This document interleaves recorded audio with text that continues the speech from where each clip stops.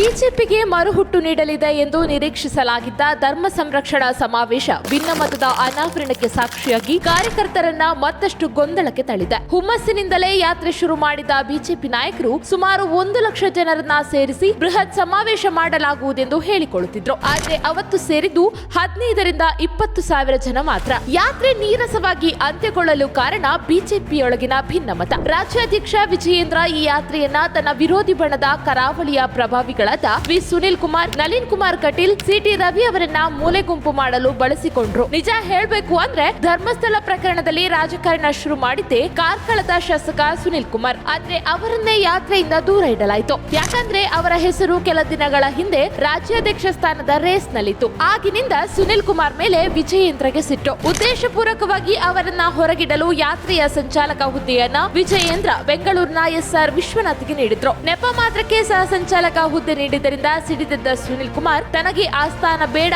ಎಂದು ಹಿಂದೆ ಸರಿದಿದ್ರು. ಸಮಾವೇಶದ ದಿನ ವೇದಿಕೆಯಲ್ಲೂ ಕೂಡ ಸುನಿಲ್ ಕುಮಾರ್, ನಳಿನ್ ಕುಮಾರ್ ಕಟೀಲ್, ಕೋಟಾ ಶ್ರೀನಿವಾಸ್ ಪೂಜಾರಿಗೆ ಮಾತನಾಡಲು ಅವಕಾಶವನ್ನೇ ನೀಡಲಿಲ್ಲ. ಬದಲಿಗೆ ಈ ಪ್ರಕರಣದಲ್ಲಿ ಅಷ್ಟೇನು ಧ್ವನಿ ಎತ್ತದ ವಿಜಯೇಂದ್ರ ಬಣದ ಹರೀಶ್ ಪುಂಜಾ ಮತ್ತು ಬ್ರಿಜೇಶ್ ಚೌಟ್ರಿಗೆ ಮಣೆ ಹಾಕಲಾಯಿತು. ಸಿಟ್ಟಿಗೆದ್ದ ಅವರು ಕಾರ್ಯಕ್ರಮದ ಅರ್ಧದಲ್ಲೇ ಹೊರ ನಡೆದ್ರು. ಇನ್ನು ಸಿಟಿ ರವಿಯವರ ಭಾಷಣವನ್ನ 2 ನಿಮಿಷಕ್ಕೆ ಮೊಟಕುಗೊಳಿಸಿ ಚೀಟಿ ಕೊಟ್ಟು ವಾಪಸ್ ಕರೆಸಲಾಯಿತು. ಆರ್ ಅಶೋಕ್ ಕೂಡ ಅರ್ಧದಲ್ಲೇ ನಿರ್ಗಮಿಸಿದ್ರು. ಕೊನೆಯ ಹೊತ್ತಿಗೆ ವೇದಿಕೆ ಬಹುಪಾಲು ಖಾಲಿ. ಬಿಜೆಪಿ ಬಣ ಬೇಗುದಿಯಲ್ಲಿ ಬೇಯುತ್ತಿರುವುದರಿಂದಲೇ ಕರಾವಳಿ ನಾಯಕರು ಸಂಘಟನೆಯಿಂದ ಹಿಂದೆ ಸರಿದ್ರು. ಸಮಾವೇಶ ನೀರಸವಾಯಿತು. ಆಂತರಿಕ ಭಿನ್ನಮತ ಹೊರಬಿತ್ತು.